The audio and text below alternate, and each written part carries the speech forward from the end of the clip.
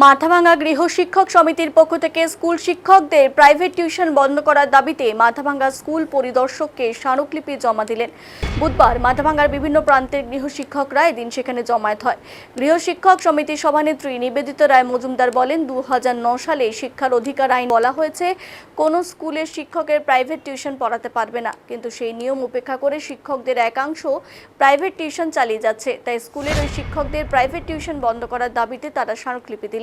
দ্রুত এই নিয়ম কার্যকর করার দাবি জানান। যদি অবর বিদ্যালয় পরিদর্শক জানিয়েছেন বিষয়টি তারা দেখবেন।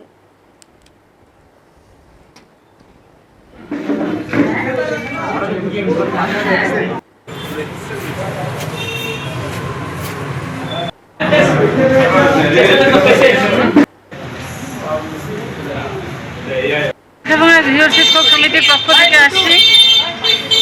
আমরা যারা আমাদের একমাত্র পেশায় টিউশনি করে খাওয়া, তাদের পক্ষ থেকেই আসছি।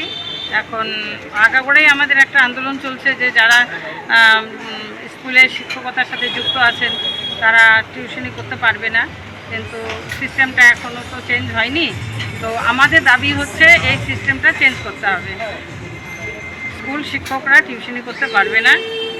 আমাদের অনেক স্কুল শিক্ষকই তো টিউশনি করছে, প্রচুর করছে। এটা সরকার স্টেপ নেবেন, সরকার আইন করেছেন, সরকার স্টেপ নেবেন। আমাদের কাজ হচ্ছে সরকার পর্যন্ত আমাদের দাবিটা পৌঁছে দেওয়া, যেন এমনই একটা আইন হয় যে এনারা বন্ধ করতে এমন স্টেপ নেক সরকার যে এরা কোনো না কোনো কারণে টিউশনটাকে বজায় রাখছে, সেটা যেন আর না করতে পারে।